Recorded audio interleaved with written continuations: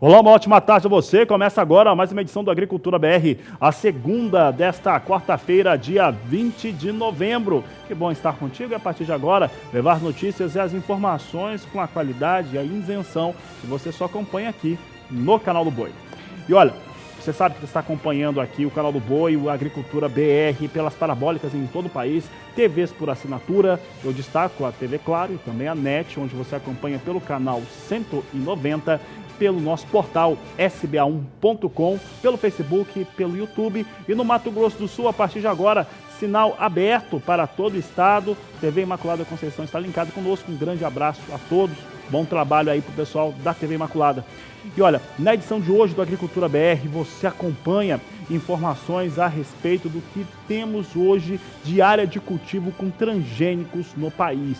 Esse dado ele é muito relevante porque ele mostra como é que vem se comportando os elementos que temos hoje nas áreas de cultivo em todo o Brasil. Um outro fator que você acompanha no Agricultura BR desta quarta-feira fica por conta do comportamento do dólar e também da economia internacional. Hoje é feriado em boa parte do país, é o Dia da Consciência Negra, um dia importante, e como tem feriado, por exemplo, em São Paulo, parte dos mercados não operam como normalmente operariam. Então, você vai acompanhar como que o dólar veio tendo a sua trajetória e vai saber também que lá na China houve uma nova redução na taxa básica de juros. O Agricultura BR vai mostrar para você também destaques em relação à pecuária brasileira. Você acompanha os dados aqui na Agricultura BR e tem ainda uma participação muito importante sobre um evento de turismo que acontece no Mato Grosso do Sul e você vai conhecer um dos maiores especialistas do país em turismo voltado, pesca esportiva voltada para o turismo. Você vai entender como é que isso funciona na edição de hoje, além do mercado físico, mercado futuro e muito mais a partir de agora. Bom, eu trago destaque agora as informações do levantamento da Celeris. Consultoria Celeris mostrou como que deve ser a safra 2019-2020 em relação ao cultivo de produtos transgênicos, como que as culturas transgênicas têm ocupado as áreas no país. E entre a campanha 18-19 e a campanha 19-20, há um ligeiro aumento na área dos produtos geneticamente modificados. É o que você vai acompanhar na tela comigo. Nós trouxemos, usando os dados da Celeris, o que é de total de geneticamente modificado, o que acontece com a soja, com o milho e com o algodão, que são as principais culturas que utilizam esse tipo de segmento. Vamos acompanhar na tela, então. Nós temos aqui no gráfico um total de área transgênica no país de 53 milhões e 100 mil hectares, de acordo com a Celeris. É uma alta de 2,6% frente à campanha passada. Do total projetado, 35 milhões e 300 mil hectares são semeados com soja, portanto, 1,7% maior do que aquilo que tinha na campanha passada. Outro dado de destaque é em relação ao milho. O milho atinge 16 milhões e 300 mil hectares com sementes ou com cultura geneticamente modificada. Dado também importante aqui, é a que mais cresce aqui em relação à campanha passada, a safra de milho brasileira. Já o algodão está ali, está simplificado, é o algodão que está ali, é 1.450.000 hectares que você tem aí de área ocupada com geneticamente modificado. A Agricultura BR destaca que no algodão a alta é menor de 1%. De acordo com a Celeris, a tendência para os próximos anos é que siga se elevando as áreas geneticamente modificadas no país, áreas de cultivo, em especial para as principais culturas, como soja, milho e algodão.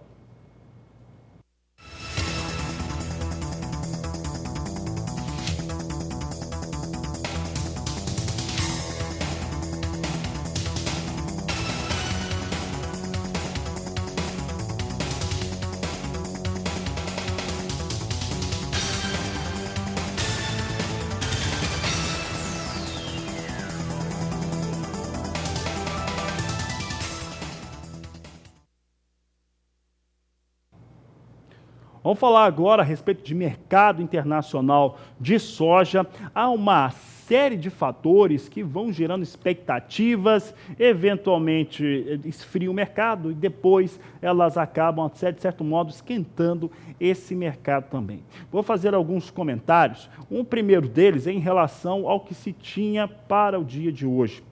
A expectativa da maior parte dos analistas, consultores que nós conversamos, praticamente que de maneira diária, acreditavam que hoje nós teríamos uma situação para a soja de moderada, de leve queda, para uma queda moderada para os negócios com soja em Chicago. Por que isso ocorre? Porque não tinha até o momento nenhum posicionamento novo em relação à China, Estados Unidos e principalmente compras mais expressivas da oleaginosa por parte dos chineses.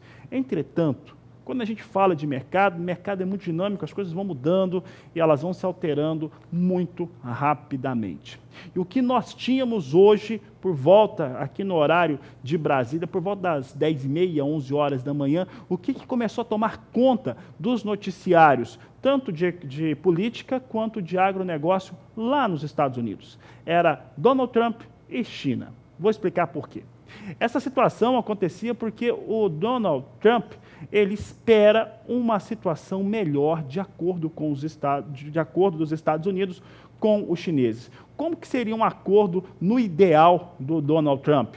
Que a China se comprometesse a compras muito expressivas de produtos agrícolas comprados pelos chineses, como soja principalmente e também carnes. Ele quer que a China assine de fato uma situação que comprove isso.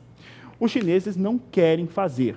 Mais do que isso, os chineses eles esperam que haja uma liberação das tarifas que foram impostas sobre produtos da China para que possam comprar em volumes maiores produtos norte-americanos. E dessa forma, caso acontecesse, de acordo com o que os jornais lá dos Estados Unidos estão apontando, tanto Donald Trump poderia dizer nos Estados Unidos que fez um acordo melhor para os norte-americanos, quanto, no caso, Xi Jinping poderia dizer aos chineses que fez um acordo melhor para a China. De certo modo, Donald Trump espera, de acordo com o que está sendo colocado na própria imprensa especializada norte-americana, espera um acordo que seja favorável às eleições dele ou reeleições dele para a presidência da República Norte-Americana. Como é que isso funcionaria? Ele quer algo que confirme, que dê uma situação de força, que mostre força do governo norte-americano em relação à China, principalmente em estados que são chave para a definição do candidato e, posteriormente, do presidente. E esses estados, a maior parte deles, são estados que são considerados agropecuários. Vou mostrar agora como é que vem soja em Chicago, porque se a expectativa era de queda leve a moderada, vinha apontando há pouco uma certa alta. O que você acompanha comigo agora, essa alta existe mesmo. É uma alta pequena, não é uma alta tão expressiva assim, fica ali entre 0,2% e 0,3% de alta, mas vem no campo positivo. Posição de janeiro vem a $9,15 por bushel. Posição de março, $9,28 por bushel. Maio, $9,40 mais 4 por bushel. E a posição de julho, $9,51 mais 4 por bushel. É assim que nós vamos destacando o que vem acontecendo no mercado de soja lá na Bolsa de Chicago. Trazendo agora informações a respeito do cenário internacional de notícias. O que nós temos hoje de novo é a China. Eu falava na abertura do programa, na chamada escalada jornalística, que a China reduziu as suas taxas de juros. Por que a China faz essa redução? Para buscar financiamentos, para que os empreendedores eles consigam financiamentos e recursos financeiros para investimentos a um custo menor. Essa tem sido a forma que a China tem agido para balancear as perdas que evidentemente existem com o conflito comercial com os Estados Unidos. Então, China hoje reduz essas taxas de juros, é a grande informação econômica do dia em relação a essas novas taxas, buscando ter um reaquecimento no mercado interno chinês, principalmente na geração de renda e também de posicionamentos para a população daquele país.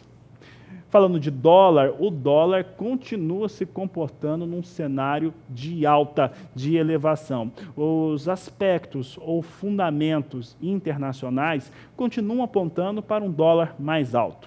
Aqui no Brasil, nada mudou, ainda mais num dia de feriado em boa parte do país, ou pelo menos nas principais capitais, que acabam, de certo modo, impactando mais em relação aos negócios. Então, nós temos câmbio para dólar, porque ele continua sendo mensurado, mas com praticamente nenhuma alteração em relação à moeda norte-americana. É o que o Agricultura BR destaca a partir de agora. Se a gente tiver a posição para o dólar, vamos colocar o dólar na tela, pode colocar. Dólar comercial vinha praticamente estável em relação a essa última terça-feira, vem neste momento a R$ 4,20 mais 2, uma estabilidade de alta de 0,08%, dólar que nesta semana já pontuou, né, já foi negociado acima de R$ 4,21, é o destaque para a moeda norte-americana aqui no Brasil.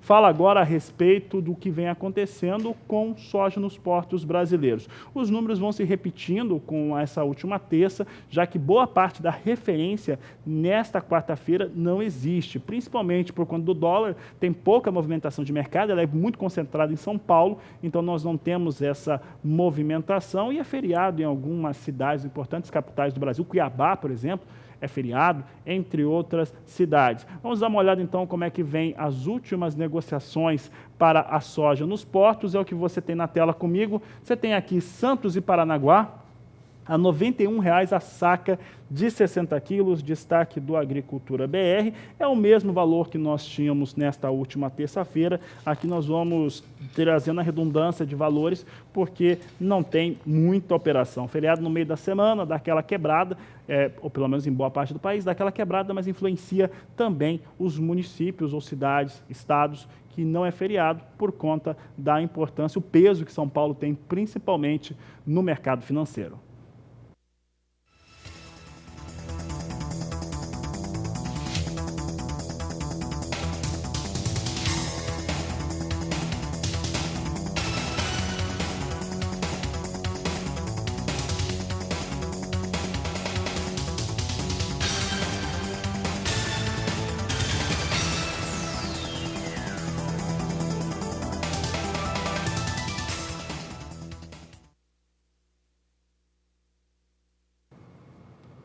Alô, produtor de soja! Hoje eu quero falar com você sobre algo muito importante, o plantio do refúgio. O refúgio é uma prática que ajuda a proteger o potencial produtivo da sua lavoura. E olha só, eu também quero apresentar a vocês o Clube do Refúgio, um programa em que você aprende mais sobre boas práticas agronômicas e ainda concorre a prêmios. Agora, na missão 4, os agricultores podem concorrer a uma colheitadeira e os vendedores a 2 montanas. Acesse clubedorefugio.com.br para saber mais sobre os prêmios. A Agricultura BR vai para o intervalo comercial, daqui a pouco eu falo sobre o mercado de milho e ainda hoje você vai saber um pouco mais a respeito de turismo e também de pesca esportiva aqui no Agricultura BR, que vai para o intervalo e volta já. Nós vamos falar um pouco agora a respeito da gestão de resíduos e sobras na atividade agropecuária. Cada vez mais, esse elemento, principalmente da chamada logística reversa, é fundamental para que os resultados ocorram e com sustentabilidade. Esse é o assunto da entrevista de Sara Kirchhoff. E quem vai falar sobre esse assunto está aqui do meu lado é o Thiago Matheus, ele que é founder da Agro2Business, uma startup e que está justamente trabalhando com esses subprodutos do agronegócio. Bom, eu começo te perguntando que tipo de subprodutos, de resíduos e sobras que a gente está falando nesse caso. Seja bem-vindo ao canal do Boi. Olá, Sara, o prazer é todo meu, muito obrigado pela disponibilidade, pelo espaço no canal do Boi. A plataforma Agro2Business, ela vem num conceito de poder fomentar, né, a comercialização e a melhora da monetização dos resíduos, subprodutos agrícolas, né? A gente sabe que nesse momento a economia tende aí para utilizar as melhores práticas, né, da economia circular, ou seja, tudo é reaproveitável, e a Agro2Business ela inclina para esse movimento. Ou seja, nós trabalhamos aí, reaproveitamos de melhor maneira, desde a pena do frango, da casquinha do arroz, o farelo do soja, que já é praticamente uma commodity hoje, do próprio gado bovino, né? Tem dezenas aí de resíduos aí também que são aproveitáveis, mas podem ser melhorados, né? E aí a gente também entra também numa linha também do resíduo agroindustrial, ou seja, a indústria de alimentos que deixam aí para trás aí sobras, né? Que são mal aproveitáveis neste momento, né? A gente enxerga uma melhora na monetização e a plataforma Agro2Business ela vem para ser um facilitador desse novo mercado. E quem que são os principais hoje interessados nesse mercado? Provavelmente, né, empresas de ração animal e quem mais que tem trabalhado com isso? Legal. A gente está sendo abordado desde da indústria, né, que pratica ali os insumos para a ração animal, né, toda a cadeia da nutrição animal, e também para os confinadores, né, confinadores de gado, cada vez mais aí descobrindo novos subprodutos, né, para a sua cadeia alimentar, né, dos seus animais. E então dessa forma a gente entra numa linha que o produtor rural em si ele pode monetizar o subproduto, o resíduo que deixa de ser aquele produto principal, e também a indústria, né, que acaba consumindo esse subproduto de uma forma a fazer parte do insumo que irá fazer o produto final. No caso, a ração, enfim. Sim, com certeza esse mercado deve ser um mercado gigantesco, né? Sim, é um mercado gigantesco, principalmente aqui no nosso país, né? A gente fala aí de um mercado aí muito amplo, né? Os números não param de crescer. A gente imagina aí que há pouco tempo, vários subprodutos que a gente enxerga hoje já tem até uma valorização aí no mercado, né? Há pouco tempo eles eram totalmente descartados de uma forma que muitas vezes deveriam pagar até para o receptor e coletar, enfim. Sim, é um mercado enorme. E como que é feita a adesão? Olha, a adesão é bem simples, simplesmente acessa agro2business.com, tá? Nós estamos num momento aí delta, ou seja, está entrando o MVP agora no final deste mês de novembro, começo de dezembro, nós estamos cadastrando, né, os fornecedores e a partir de janeiro esperamos aí já abrir aí para os compradores, né, ou seja, efetivar a operação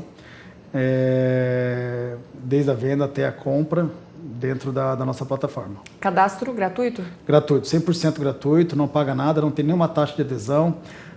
A plataforma ela só monetiza caso tenha sucesso à efetivação da venda, né? A gente trabalha com uma margem aí bem assim, é uma taxa administrativa que a gente chama do serviço, né? Dependendo dos valores, chega a 1%. E a plataforma ela já está rodando desde quando? Quando que ela foi lançada? Ela foi lançada no mês de outubro para cadastros, né? Então nós já estamos trabalhando, né, o relacionamento com os fornecedores, tá? Passando por um processo seletivo, no caso de avaliação mesmo, né, propósito mesmo, e praticamente aí todos estão sendo bem envolvidos, né, e enfim, dando bastante feedbacks aí para a gente melhorar cada vez mais a plataforma.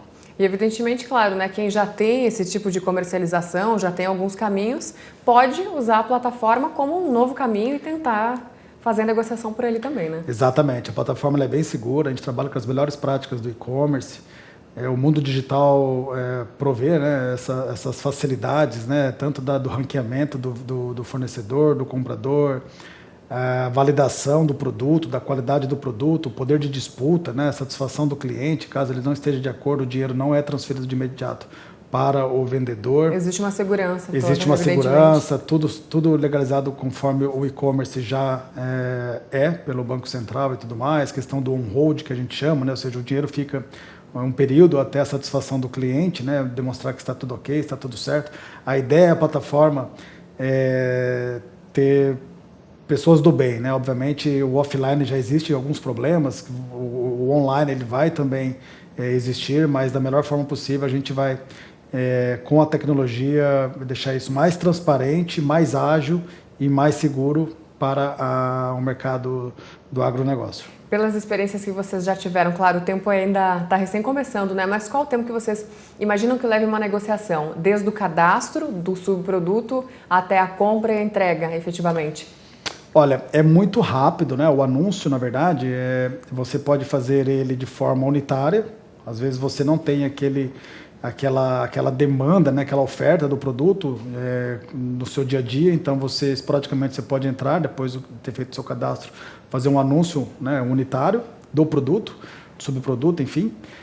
Ou você pode subir em massa, né? Você quer utilizar nossa plataforma como um canal de distribuição digital, então você pode subir em massa uma quantidade elevada, né, para você poder comercializar dentro da AgroToBusiness, sendo um ponto comercial digital, ou seja, você não vai deixar o seu time, né, sua estrutura comercial offline, muito pelo contrário, a gente quer que você mantenha toda a sua estrutura, que já vem dando certo, e testa esse modelo digital, que é totalmente low cost, né, a gente chama não paga nada, e vai testando no mercado. A plataforma atinge todo o território nacional, então a gente conversa com vários clientes que falam, poxa, tal região eu nunca pensei em entrar porque é um certo investimento. Então, pela plataforma você não tem esse custo, você pode atingir essa região, testar essa região, né?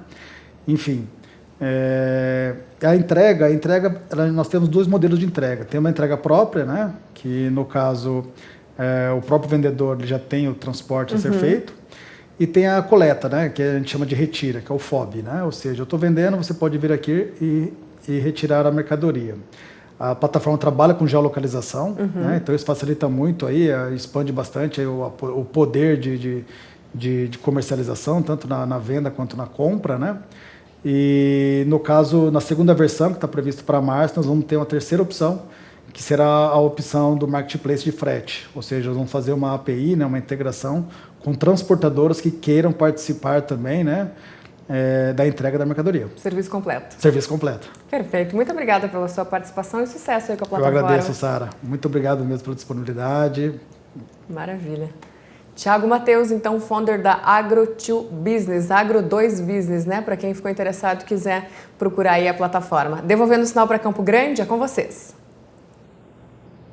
Tá certo. E olha, se tem algo que o Brasil tem que é muito importante, que serve como a nossa grande apresentação, a nossa tela de entrada, é o turismo. E o turismo no interior do país, nos estados, inclusive, que são agropecuários, ele ganha cada vez mais força. É o caso do turismo no Mato Grosso do Sul, que tem aí grandes atrativos. Um deles é em relação ao Pantanal, que é conhecido internacionalmente, Bonito, e toda a região de Bonito, chamada Serra da Bodoquena. São 3 municípios ali que estão envolvidos, ou até 4, que têm as mesmas características da cidade de Bonito e que são de agrado de turistas no mundo todo. Um outro elemento é a da pesca esportiva. E em Mato Grosso do Sul está acontecendo um seminário que trata do turismo no estado e também das suas possibilidades. E é sobre este assunto que nós vamos falar agora ao vivo. Eu vou conversar agora com o repórter Vinícius Souza. Vinícius está na sede do evento, está acontecendo aqui em Campo Grande, no Mato Grosso do Sul, e fala agora a respeito de turismo de pesca, pesca esportiva, com uma das pessoas que é um dos grandes especialistas do país. Boa tarde, Vinícius, seja bem-vindo.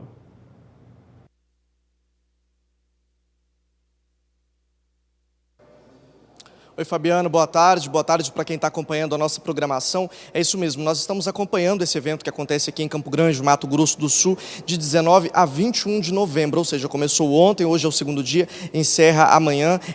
É promovido pela Fundação de Turismo de Mato Grosso do Sul, que realiza esse seminário aqui no estado na edição de 2019. São 3 dias de exposição, mostras, palestras e painéis focados na evolução do turismo do estado, do Brasil e também do mundo digital. O evento, Fabiano, é gratuito, tá?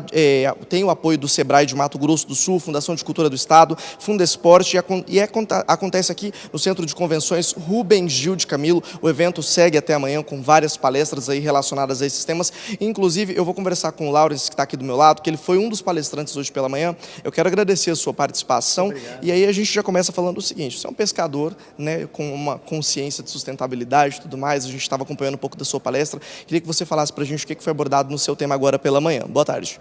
Boa tarde, muito obrigado pela oportunidade. Na minha palestra, pela minha vivência, pela minha experiência profissional, eu trouxe um pouco do conhecimento, né, sobre os impactos socioambientais do desenvolvimento da pesca esportiva e amadora aqui no Mato Grosso do Sul. E a importância desse segmento para o desenvolvimento do turismo do estado. Agora, Laura, se você fez biologia, né, começou a conhecer aí sobre o assunto, se interessou pela biologia, o que te levou a fazer essa faculdade? Quando que você definiu isso? O que isso representou para você? Bom, eu sempre tive uma paixão gigantesca pelo meio ambiente, né, e principalmente pelos peixes. Eu pesco desde muito pequenininho, né? Então, eu acho que esse contato que eu sempre tive com a natureza também, mais essa ânsia por conhecimento de biologia, de peixe, eu acho que isso que me levou aí a fazer uma faculdade de biologia. E qual que é a importância de se manter a atividade da pesca, né, da pesca esportiva com sustentabilidade, de tomar os devidos cuidados? Bom, quando a gente fala em pesca esportiva, a gente sempre pensa na modalidade do pesca e solte, que é o ato de pescar, contemplar o meio ambiente e soltar esse peixe com vida para a natureza, porque sem o peixe não existe, né, a pesca esportiva. Então, é isso que eu trago, né, informação para o pescador praticar não só o ato de pescar e soltar, mas de preservar o meio ambiente como um todo, porque sem o ambiente não existe peixe e sem peixe não existe a pesca esportiva. Quais os impactos que as atitudes ruins podem gerar para essa atividade? É o que eu falo sempre, né? Poluição, desmatamento, pescar e matar esse peixe, não é isso que a gente quer para as futuras gerações. A gente quer um ambiente saudável e que tenha peixe para todo mundo. Peixe para a população ribeirinha, peixe para o pescador amador, peixe para o pescador esportivo. E se a gente preservar todo esse ecossistema que está em volta do peixe, o peixe como um símbolo de preservação, a gente vai ter essa atividade para todo mundo poder usufruir por muito tempo. Laura, se você que viaja o Brasil inteiro, você é paulista, mora hoje em Novo Hamburgo, no Rio Grande do Sul, mas viaja o Brasil inteiro levando essas palestras, essas informações, é uma preocupação do brasileiro quando a gente fala nessa questão de preservação, de sustentabilidade, de cuidar, principalmente para que essa atividade continue sendo exercida por muito tempo? Essa é uma pergunta muito interessante. Hoje, o brasileiro, com acesso à informação, a preocupação com o meio ambiente faz parte do cotidiano dessas pessoas. Por quê? Porque isso, as pessoas têm a consciência que se ela não preservar, no futuro próximo, vai prejudicar muito a vida dela. Então, se a gente tiver uma água poluída, vai impactar no uso da água dela no dia a dia. Se ela não tiver florestas intactas, vai impactar no excesso de calor. E a mesma coisa com o peixe. Se a gente não tiver peixe na água, se a gente não tiver rio limpo, a gente não tem o desenvolvimento, por exemplo, do turismo, que gera uma receita incrível, por exemplo, para o estado do Mato Grosso do Sul. Então, o peixe vivo, o sistema de pesca esportiva, o pesca solte, é uma ferramenta, né, do desenvolvimento sustentável. Essa que é a minha preocupação e é isso que eu tenho trazido nas minhas palestras e na minha vida. Laura, onde que começa tudo isso para conscientizar as pessoas sobre a preservação? Começa lá na infância ou a gente ainda consegue talvez mudar a ideia daquele adulto que já não tinha esse conceito de preservação? Como que a gente faz para colocar essa ideia na cabeça das pessoas e fazer com que elas possam aderir isso de uma maneira eficaz? Eu acho que a educação é a base de tudo, né? Eu acho que se a gente começa lá na raiz, nas crianças, que é o futuro o nosso futuro, então eu acho que é o carro-chefe, é o principal, educar e conscientizar essas crianças. Para as gerações, para as pessoas mais velhas que não têm esse hábito, não têm essa cultura, a gente tem que insistir. E provar que se a gente preservar, não só o meio ambiente, preservar tudo, né, a parte cultural, social, vai beneficiar ela, vai impactar, vai atuar isso diretamente no cotidiano dela. Então, o principal foco são as crianças, que são os nossos futuros, e para as nossas gerações atuais, a gente tem que conscientizar, educar essas pessoas. Como que é a participação das pessoas nesse esporte hoje a nível de Brasil? A gente sabe que é um esporte que fala de piscicultura, né? Então também é indiretamente e diretamente ligado ao setor do agronegócio. Como que as pessoas hoje estão aderindo a esse esporte? Ele é bem recebido no Brasil? Explica pra gente. É um esporte que cresce a cada ano com a conscientização das pessoas da importância de se pescar e soltar. Então é um esporte novo, tem 30 anos, precisa de gestão, de gerenciamento, mas cresce a cada ano. A gente vê cada vez mais o brasileiro interessado e praticando também o pesca e solte, a pesca esportiva. Maravilha, então quero agradecer a sua participação. Acabamos de conversar com o Lauro, ele palestrou hoje pela manhã aqui no evento promovido pela Fundação de Cultura de Mato Grosso do Sul, no Centro de Convenções Rubem Gil de Camilo. Fabiano, esse evento começou ontem, no dia 19, segue até amanhã, dia 21. Tem ainda muitas palestras para acontecerem. Quem tiver interesse pode participar, porque ele é aberto ao público, promovido pelo Sebrae de Mato Grosso do Sul. Fabiano, volto com você aí nos estúdios. Certo, Vinícius, obrigado pela participação, um grande abraço a você. Por aqui o Agricultura BR vai para o intervalo comercial. Daqui a pouco nós vamos falar sobre o mercado de milho aqui no Agricultura BR. Você vai saber o que está acontecendo com o milho na produção, estimativas de estoques de passagem, principalmente o preço para o cereal. Aproveite para entrar em contato conosco, mande sua mensagem no 67996562266. Eu vou para o intervalo e volto já. Agricultura BR de volta e o assunto por aqui agora é milho. Vamos mostrar agora, ver como é que vem acontecendo os valores para milho em alguns dos principais portos brasileiros. Lembro que hoje é feriado em cidades que são chaves para o sistema financeiro, então nós temos aí estabilidade para dólar, para quase tudo, inclusive para os preços nos portos. Mas veja só que nós mostramos aqui, Santos e Paranaguá mantém os valores, R$ 40 a saca de 60 quilos, de acordo com a Granos Corretora, mostrando aí uma ótima estabilidade em torno do que vem ocorrendo com os preços para o cereal.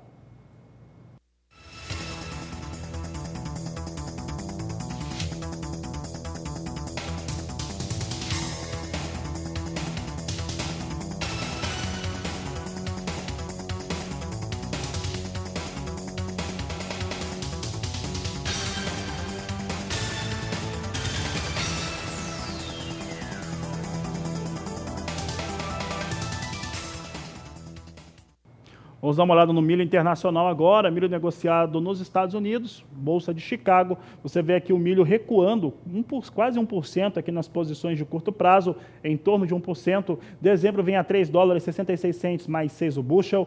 Março, 3,77 mais 4. Maio, a $3,83 mais 6. A posição de julho, $3,89 mais 6 o bushel. São os negócios que destacamos com milho na Bolsa de Chicago, em queda nesta quarta-feira. Fala agora de trigo e aqui no Brasil. Olha, em 2018, de acordo com a Companhia Nacional de Abastecimento, a Conab, foram produzidos 5.470.000 toneladas de trigo. Entretanto, por questão dos fatores climáticos e chuvas, em especial nos dois grandes estados produtores do cereal no país, Rio Grande do Sul e Paraná, se teve perdas de qualidade.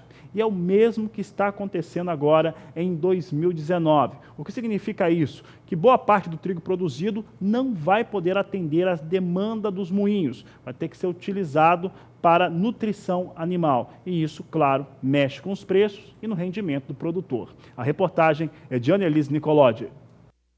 Plantar trigo nunca foi tarefa fácil.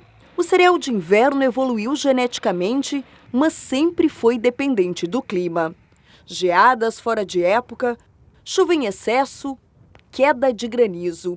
Intempéries que colocam a cultura em risco, safra após safra. A ideia nossa é diminuir a área ou até mesmo não plantar mais a cultura do trigo para o próximo ano, né? Nós já viemos há vários anos já com problemas, né, principalmente climáticos, e também de preços, né, que acabam levando o custo, fica muito alto o custo, né, e nós acabamos não tendo qualidade de grão e inviabiliza, né, a cultura do trigo. Apesar de todos os riscos, o produtor sabe da importância que o trigo tem dentro do processo produtivo. Aumentar a produtividade em uma mesma área é cuidar bem do solo, e isso passa por uma rotação de culturas bem feita. O primeiro passo que a gente entende é fazer um correto diagnóstico da fertilidade do solo, né? Analisar quimicamente e fisicamente para encontrar a melhor forma, a melhor solução para se corrigir, melhor forma para se fazer uma calagem, corrigir pH e criar um ambiente quimicamente mais favorável para desenvolvimento de raízes e a melhor forma de aplicação desse calcário. E daí para adiante desenhar uma melhor forma de se fazer uma rotação de culturas na propriedade. Então, para isso, a gente entende que é muito importante se trabalhar, as principais culturas que a gente trabalha aqui são trigo, milho e soja. principais culturas comerciais, né? E aí entra aveia, nabo e algumas outras espécies como culturas apenas para cobertura, né? A escolha das sementes, da genética adaptada a cada região, é outro item importantíssimo. Produtor rural em Campo Novo, no Rio Grande do Sul, Rafael Casale é um defensor do trigo como rotação de culturas. Fazia muito tempo que a gente não plantava trigo na nossa propriedade, mas assim, vendo que o retorno, em comparação com a aveia e com o nabo que a gente tinha aqui, só para cobertura da área, o trigo ele se tornou uma fonte de renda a mais, além de fazer uma rotação de cultura melhor aqui na propriedade, né? A comercialização do trigo na região celeiro é garantida pela Cotricampo, cooperativa local que tem o maior moinho de farinha do Rio Grande do Sul. A tecnologia de moagem foi importada da Europa e consegue moer 220 toneladas por dia. A capacidade instalada nos 9 silos de armazenagem do grão é de 355 mil sacas de trigo e a capacidade de estocagem de 440 toneladas de farinha. A cooperativa entrega farinha tanto para o consumo caseiro quanto para a indústria de massas e biscoitos, em 13 estados brasileiros. O trabalho já começa na assistência técnica ao produtor. Tudo que é planejado, eu acredito que seja melhor, né? E a gente começou a trabalhar dessa forma com a cooperativa, né? Planejando o ano inteiro, planejando desde o início até o final da safra, né? Já o que vai ser plantado, a quantia que vai ser plantada, até as variedades que serão plantadas, né? A gente aqui está formando uma parceria muito boa com a Cotricampo, né?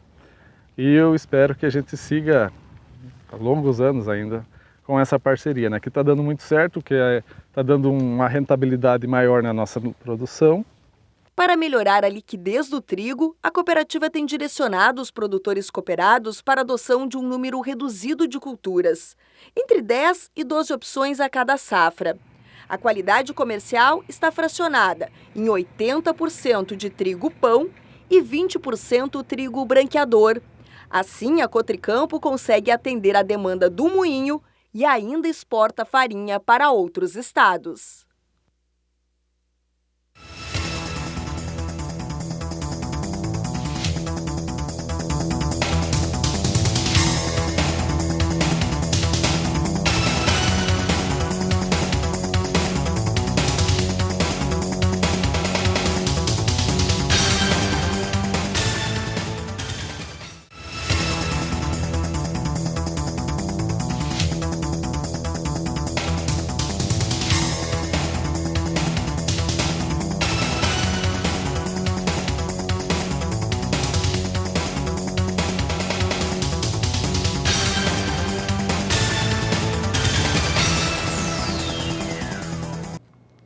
E a mistura do biodiesel no diesel no Brasil não para de crescer.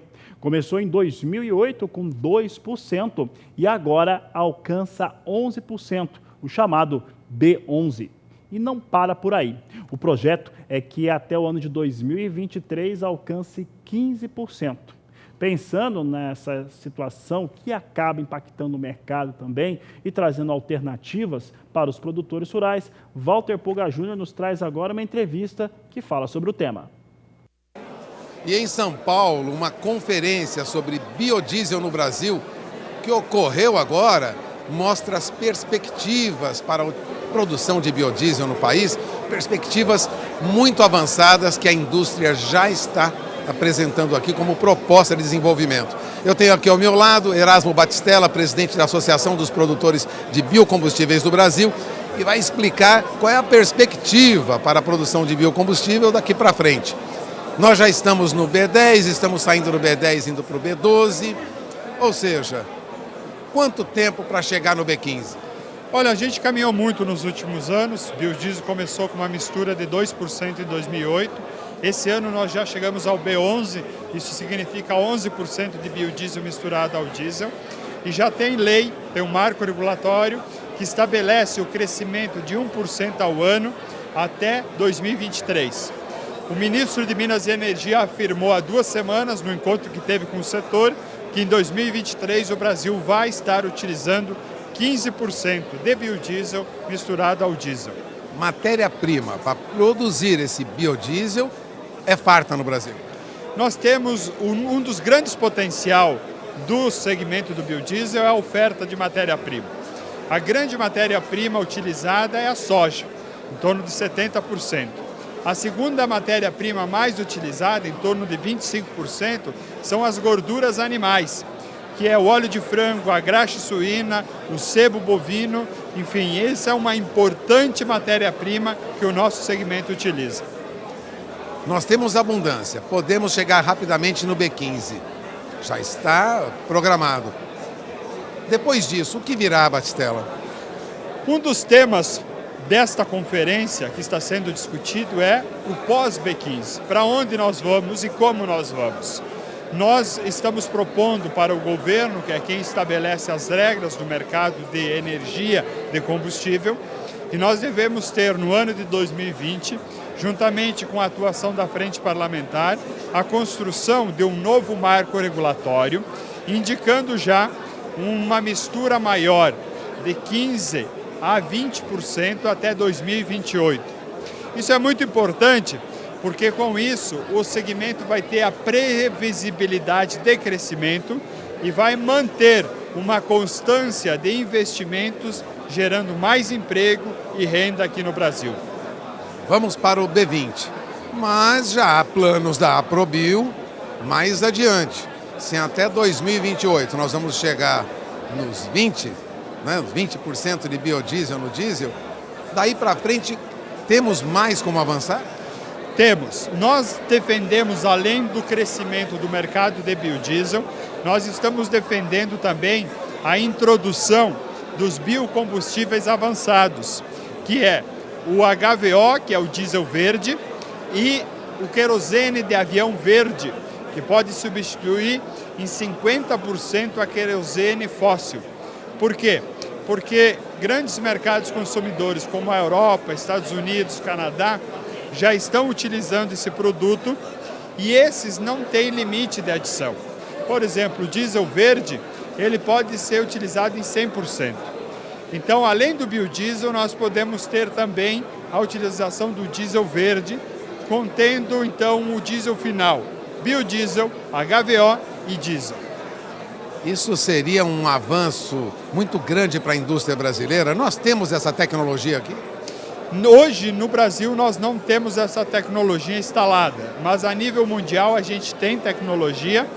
Nós mesmos estamos investindo num projeto no Paraguai, que está trazendo tecnologia dos Estados Unidos e da Europa para esse projeto, com o objetivo de industrializar a matéria-prima no Paraguai e mandar para a Europa. Então o Brasil tem hoje sim condições de trazer tecnologia da Europa e dos Estados Unidos e iniciar esses novos biocombustíveis, somando-se ao etanol e ao biodiesel, que são os biocombustíveis de primeira onda. Agora nós estamos falando do biocombustível de segunda onda, que é o querosene de avião verde e o diesel verde. Bom, você acaba de ouvir aí Erasmo Batistella, presidente da Associação dos Produtores de Biocombustíveis do Brasil. Perspectiva mais adiante, a tecnologia chegando, vamos avançando, mas precisamos importar essa tecnologia ainda. Não temos ainda no país, né? Ainda não temos, mas isso não é um problema. Até porque hoje as próprias fábricas de biodiesel trazem ainda inovações tecnológicas de outros países. Infelizmente, o nosso país investe pouco em P&D, em pesquisa, desenvolvimento. Nós precisamos investir mais. Mas o importante é que nós temos muita matéria-prima em mercado demandador. Então, trazer a tecnologia, ele não é um problema. É uma solução para nós agregarmos valor à nossa matéria-prima produzida. Bom, você acaba de ouvir, vou repetir, o presidente da Aprobio, Associação dos Produtores de Biocombustíveis do Brasil. As perspectivas no futuro, para quem trabalha com agronegócio, são melhores. Vamos ter biocombustível aí avançado. É com vocês em Campo Grande.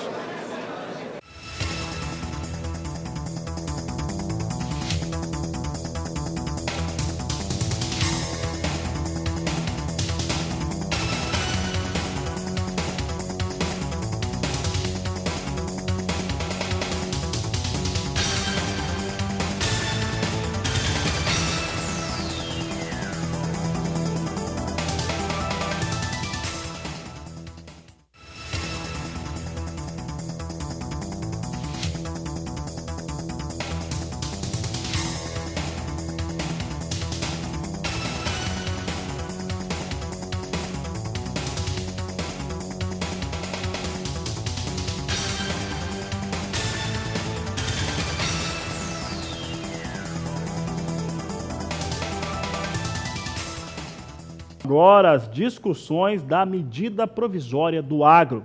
Essa medida, ela tende a trazer respostas a questões que têm impactado o setor e, com isso, fazer com que se tenha menor efeito burocrático, maior segurança jurídica também para quem produz. Agora, ela entra em fase de discussões entre os representantes públicos. Quem fala sobre o tema é o repórter Saulo Lopes. A principal inovação do texto da medida provisória é a criação do Fundo de Aval Fraterno, uma associação que deve ser composta por pelo menos 10 produtores rurais e que será oferecido como garantia bancária para a quitação de dívidas agrícolas. A bancada ruralista acredita que a MP possa destravar ainda uma linha de crédito de 5 bilhões de reais que está presa no BNDES, Banco Nacional de Desenvolvimento Econômico e Social. Nós temos que cada vez mais tornar o setor produtivo rural, o agro, atraente a investidores. Nós sabemos da restrição que existe, principalmente no Tesouro Nacional, de estar podendo colocar mais dinheiro para equalizar os recursos, né? Para pagar parte do juro, da subvenção aos juros, da dificuldade que nós temos de também estar ampliando o seguro rural, que é muito importante. O texto da medida provisória 897 MP do Agro atualmente está na Comissão de Agricultura do Senado e deve ter o relatório final aprovado até o dia 27 de novembro. Daí será enviado para votação, mas antes tem que ser analisado pela Comissão de Constituição e Justiça. Hoje nós temos duas audiências públicas já realizadas, já tratamos do Fundo de Aval Fraterno, tratamos da subvenção aos cerealistas e também tratamos do patrimônio de afetação. A possibilidade de ampliar o escopo desse texto nesse sentido e principalmente de valorizar a CPR, que é o título do produtor rural, é a garantia que ele tem da sua safra. E devemos, terminando essa audiência pública, focar mais na questão da elaboração do relatório, continuando com o calendário e a agenda de tentar no dia 27 de novembro, na outra semana, apresentar esse relatório para que seja votado na comissão, para acelerarmos o calendário da Câmara dos Deputados e do Senado para chegar nos plenários o mais rápido possível. Segundo especialistas, caso a MP do Agro 897 seja aprovada, mais de 1 milhão de empregos podem ser gerados no campo. De Brasília, Saulo Lopes.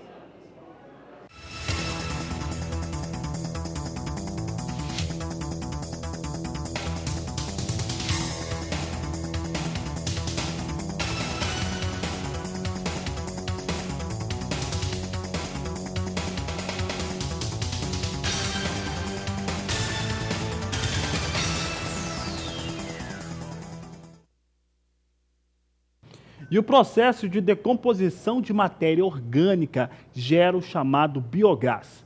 Biogás é utilizado para algumas finalidades, por exemplo, para cozinhar, entre outros processos onde se usa o gás tradicional. Mas nas áreas rurais, principalmente, ele é utilizado para gerar energia elétrica. E é possível ter essa produção de biogás em qualquer tipo de propriedade. Pode ser pequena, média, grande, isso é indiferente. E é o que você vai conhecer agora nessa granja que foi visitada pelo repórter Mauro Andrade. O dejeto animal resultante da granja, além do uso como fertilizante para as lavouras, pode ser transformado em energia. Os dejetos são encaminhados para o biodigestor.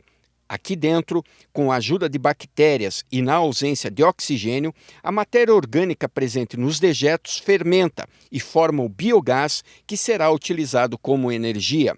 A Chácara Marujo tem um sistema de produção que nós podemos dizer que é um ciclo fechado, uma atividade beneficiando a outra. O seu Ian vai tentar explicar para a gente como que esse ciclo de produção beneficia uma atividade beneficiando a outra. Bem, aqui plantamos todo ano em torno de 350 hectares de milho-grão. E esse milho-grão a gente colhe ainda em estado bastante úmido, em torno de 35% de umidade do grão. Ele é triturado, ensilado e destinado à alimentação animal. Engorda suíno e o suíno gera dejetos, né, além da carne. O dejeto retorna para o biodigestor, produz gás e produz efluente. E efluente volta como biofertilizante na lavoura, onde aqui no próximo ano vamos plantar novamente milho. Assim tentando fechar ao máximo o ciclo de nutrientes. O biogás, antes de ser utilizado, precisa ser purificado.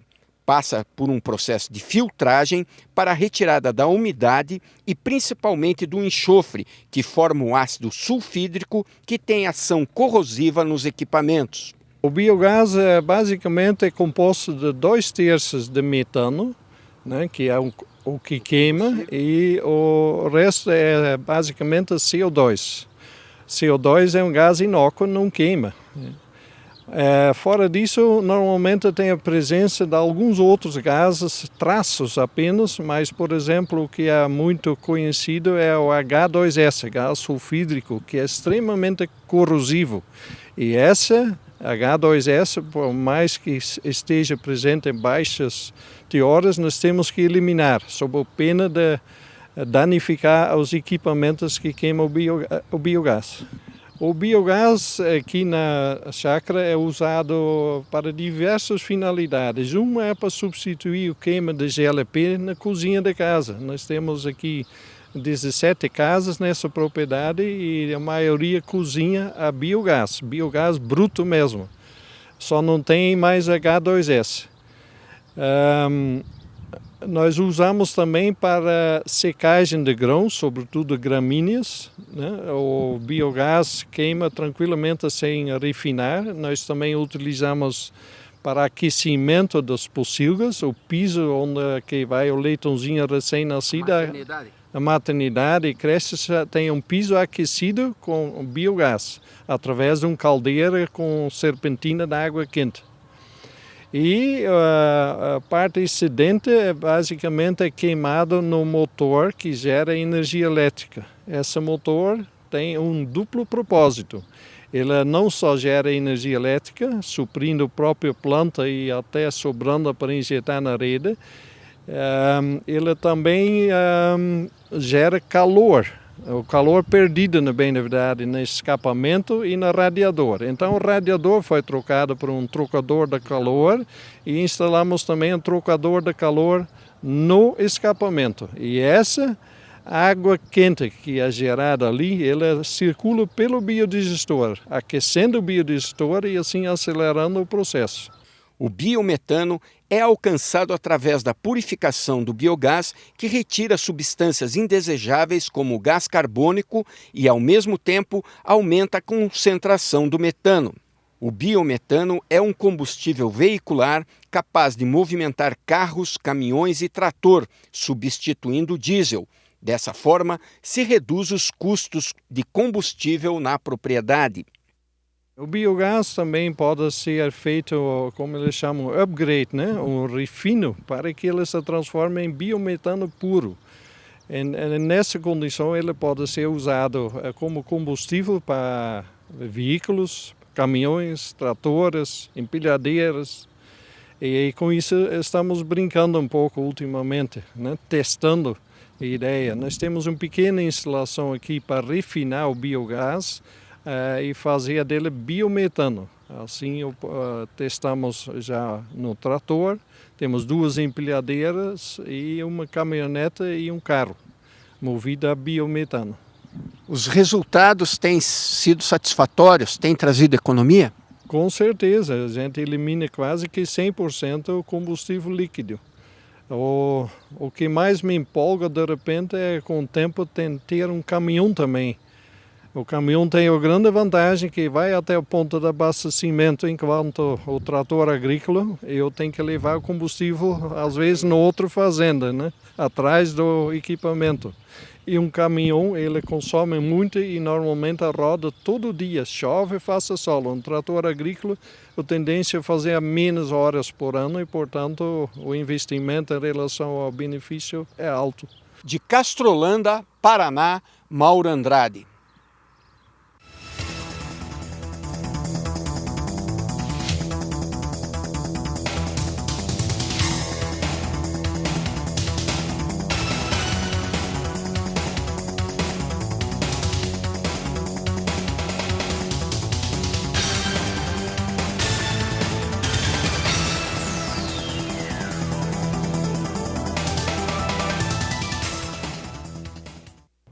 E chegou aquele momento para você que quer fazer a aquisição de uma propriedade e começar a sua produção. São as ofertas, as apresentações do Canal do Boi Fazendas.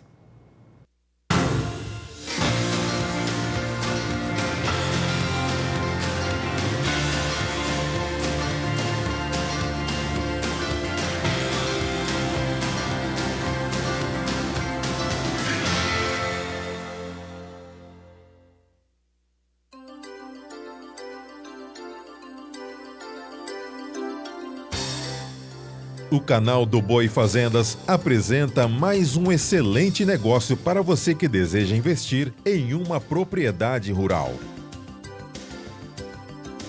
Localizada a 150 quilômetros de Rio Verde, no Mato Grosso do Sul, está a Fazenda Santa Edvirges, propriedade com 17 mil hectares. Formada com pastagens nativas em sua maioria, com licenciamento para desmate de 1.000 hectares, já em formação servido por corredor central. Fazenda está dividida em 21 invernadas, na maioria de 1.000 hectares cada, com capacidade para abrigar entre 6.000 a 8.000 reses.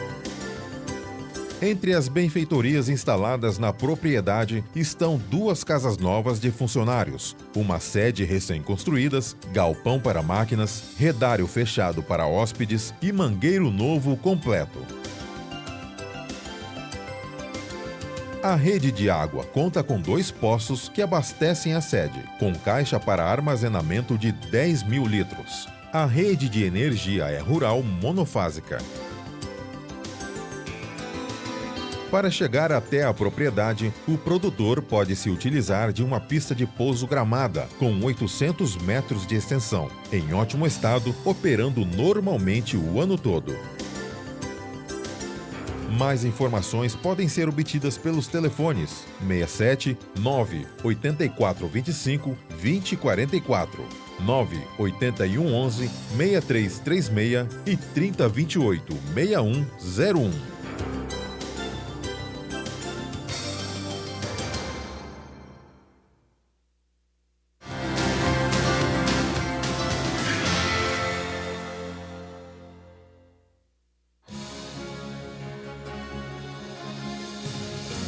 Para você que deseja investir em uma propriedade rural, o Canal do Boi Fazendas apresenta sempre as melhores oportunidades.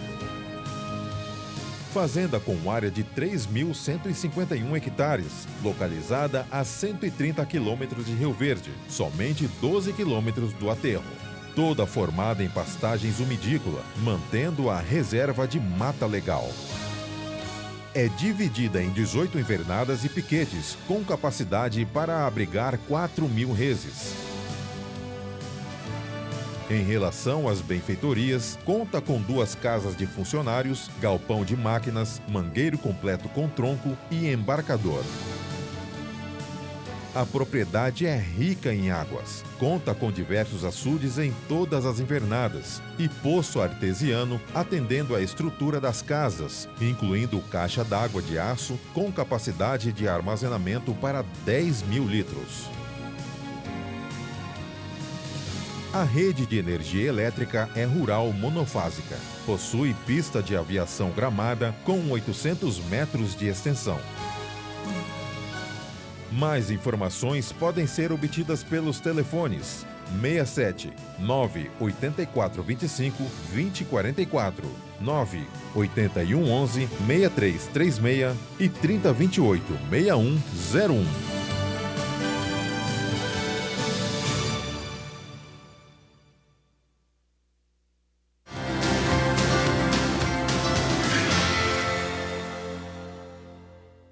Se você quer saber mais, acesse sba1.com/fazendas.